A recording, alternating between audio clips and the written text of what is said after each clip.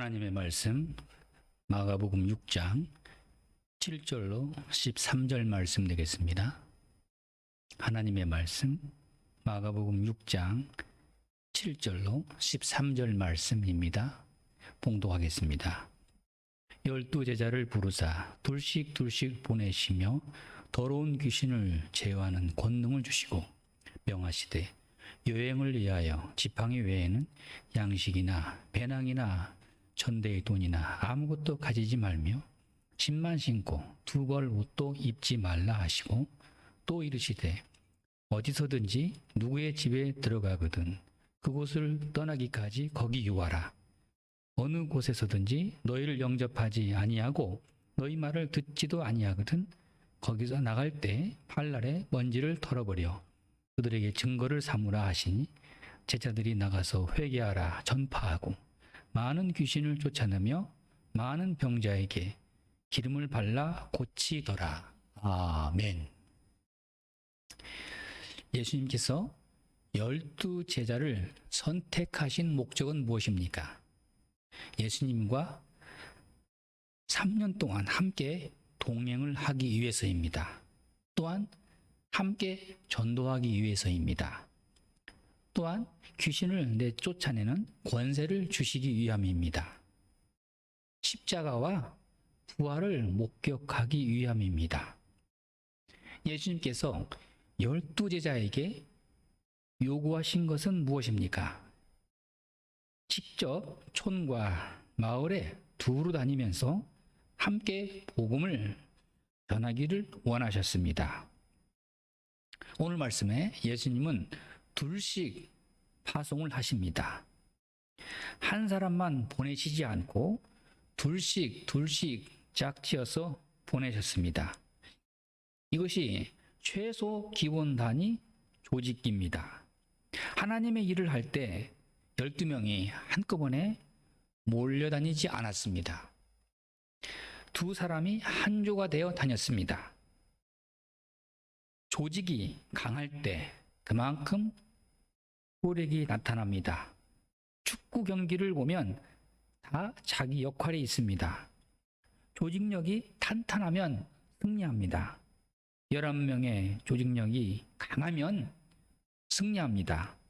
이와 같이 성도가 연합하여 힘을 합칠 때 강력한 성령의 능력이 임합니다. 교회의 성장은 바로 조직력에 있습니다. 전도서 4장 9절 말씀에 두 사람이 한 사람보다 나음은 그들이 수고함으로 좋은 상을 얻을 것임이라. 사도 바울은 바나바와 실라 또 디모데, 디도 같은 동역자들 마가 이렇게 조를 이루어서 동역하도록 했습니다. 대표적인 평신도 동역자는 브리스길라와 아굴라입니다.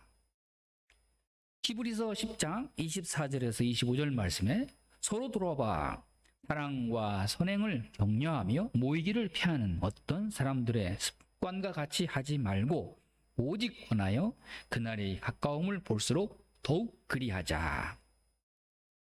둘씩이라도 서로 모이기를 힘쓰고 또 우리가 계속해서 그날이 올 때까지 더욱더 둘씩 또는 짝을 이루어서 복음 전하기를 힘써야 할 것입니다.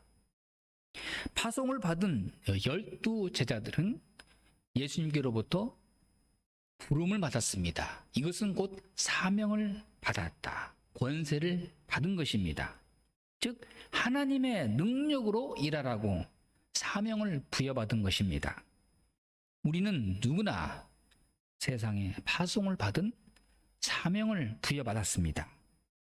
사도뿐만 아니라 하나님의 자녀된 우리 모두에게도 세상을 향하여 파송을 받은 사명자입니다. 그러므로 가까운 가족들에게 복음을 전하고 직장 동료들에게 복음을 전하라고 부름을 받은 사람들입니다. 오늘 말씀에 제자들은 무엇을 가지고 출발했습니까? 오늘 말씀에 지팡이 여행을 위하여 지팡이 외에는 양식이나 배낭이나 전대의 돈이나 아무것도 가지지 말며 신만 신고 두 벌 옷도 입지 말라 하시고, 손에 지팡이 외에는 아무것도 가지지 말라. 그럼 뭐만 가지고 가라는 말씀입니까? 오직 복음만 가지고 가라. 복음 전파자가 기본적으로 가지고 갈 영적 무기는 바로 예수 그리스도입니다. 예수 그리스도의 십자가와 부활만 사람을 구원으로 인도하기 때문입니다. 모세가 이스라엘 백성을 가나안 땅으로 인도할 때 손에 지팡이를 지니고 다녔습니다. 하나님의 능력이 함께할 때 지팡이를 바로 왕 앞에 던지면 뱀이 되고, 다시 그 뱀을 잡으면 지팡이가 되었습니다. 전능하신 하나님이 함께 하신다는 표적입니다. 이와 같이 복음 전파자들, 제자들은 손에 권능의 지팡이를 쥐고 주님의 명령을 받은 사람들입니다. 오늘 말씀에 복음 전파자는 하나님이 지켜주시고 먹여주신다 하는 말씀입니다. 구약 율법에 보면 소에게 망을 씌우지 말라 했습니다. 밭 가는 사람은 소망을 가지고 밭을 갈지 않느냐. 곡식을 떠는 사람도 소망을 가지고 곡식을 타작하는 것이 아니냐. 이와 같이 일꾼이 자기 먹을 것을 받는 것도 당연한 일이다. 그렇습니다. 성전에서 봉사하는 사람은 성전에서 나는 것을 먹습니다. 제단에서 봉사하는 사람은 또한 제단에서 나는 것을 먹습니다. 사역자가 하나님의 이름만 충성하도록 교회는 모든 노력과 기도와 또한 필요한 것을 제공하는 것이 당연한 것입니다. 사도 바울은 말합니다. 우리가 신령한 것을 뿌렸은즉 육신의 것을 거두는 것이 과하다 하겠느냐. 예수님께서 말씀하십니다. 고린도전서 9장 14절 말씀에 복음 전하는 자들이 복음으로 말미암아 살리라. 먼저는 우리가 복음 전하는 자들을 귀히 여겨야 됩니다. 사도 바울은 말합니다. 고린도전서 9장 23절 말씀에 내가 복음을 위하여 모든 것을 행함은 복음에 참여하고자 함이라. 복음 전파자는 누구의 집을 방문하든 평안을 빕니다. 복을 비는 것입니다. 그런데 오늘 말씀에 영접하지 않거든, 복 받을 준비가 되어 있지 않거든 발 아래의 먼지를 털어버려라. 복음을 받아들이지 않고 환영하지 않거든 미련 없이 발의 먼지를 털어버리고 다른 곳으로 가라. 하나님의 교회의 사역자들을 받아들이지도 않고 말도 듣지 않는 자들은 마태복음 11장 24절 말씀에 심판날에 소돔과 고모라 땅이 견디기 쉬울 것이니라 경고의 말씀을 하셨습니다. 복음을 받아들이지 않으면 무서운 심판이 임할 것입니다. 복음 전파의 내용은 무엇입니까? 오늘 말씀에 회개하라. 그렇습니다. 인간은 누구나 다 죄인입니다. 주님의 은혜를 깨달으면 깨달을수록 죄인됨을 자복하고 회개하고 그리고 감사하게 되는 것입니다.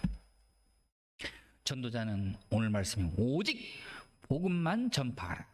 복음만 있으면 된다. 귀신을 쫓아내고 병을 고치는 권세도 반드시 주신다. 기도하면 능력을 주시는 하나님이십니다. 제자들은 예수님께서 가버나움 고향에서 배척당하는 일을 직접 목격했습니다. 하나님을 위하여 복음을 전파하고 하나님의 일을 위하여 산다는 것이 얼마나 힘든 일인지 뼈저리게 알았지만 그럼에도 불구하고 여전히 복음을 전하기만 하면 하나님이 함께 하시고 하나님이 역사하신다. 우리에게 말씀해 주고 있습니다. 오늘도 우리는 복음 전파자를 통해서 귀한 복음을 듣습니다. 복음 전파자를 기쁨으로 영접하면 선지자의 상을 받게 된다고 우리에게 말씀합니다. 물론 의인의 상도 있습니다. 주님의 이름으로 냉수 한 그릇이라도 대접하는 자는 주께로부터 상이 있을 것입니다. 여러분, 우리 모두는 세상을 향하여, 이웃을 향하여 복음 전파자입니다. 하나님의 손과 발이 되어 함께 복음을 전해야 하겠습니다. 기도하겠습니다.